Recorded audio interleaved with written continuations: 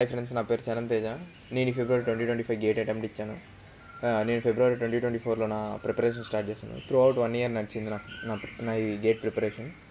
నేను ఈ గేట్కి ప్రిపేర్ అవ్వడానికి రీజన్ ఏంటంటే, అరౌండ్ 2023 మార్చ్లో నేను జాబ్ చేసేవాడిని. ఆ జాబ్ అరౌండ్ 6 lakh LPA. నేను జాబ్ చేసేటప్పుడు అరౌండ్ ఆఫ్టర్ 6 months నాకు అర్థమైంది ఏంటంటే, నాకు ఈ జాబ్ చేసినప్పటికీ 2 or 3 years తర్వాతకి నా కెరియర్లో ఏం గ్రోత్ ఉండదు.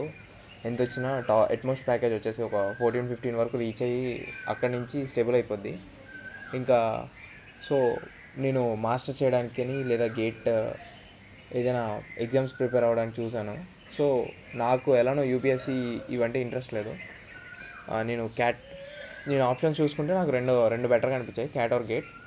సో క్యాట్ బిజినెస్ కాబట్టి నేను గేట్ ఆబ్వియస్ చాయిస్ అయిపోయింది నాకు. గేట్ తీసుకున్నాక నేను ఆఫ్లైన్ ఇన్స్టిట్యూట్స్ ఎత్తుకున్నాను, ఎందుకంటే ఫోకస్ రిటెన్షన్ బెటర్గా ఉంటుంది, వాళ్ళు చెప్పేది అర్థమవుతుంది, పక్కన ఇంకోళ్ళు చదవడానికి తోడుగా ఉంటే బెటర్గా ఉంటుందని.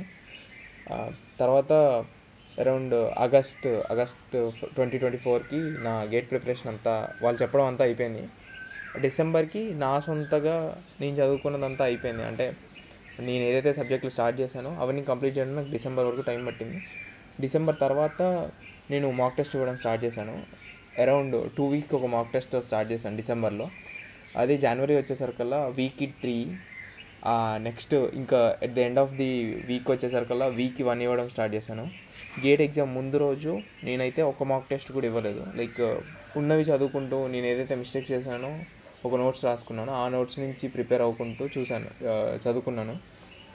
తర్వాత వచ్చేసి గేట్ వైబుల్ ఆప్షన్, ఎవరైనా మాస్టర్స్ కాకుండా వేరే ఆప్షన్స్ చూస్తుంటే అంటే చాలా బెటర్ ఆప్షన్ అంటాను.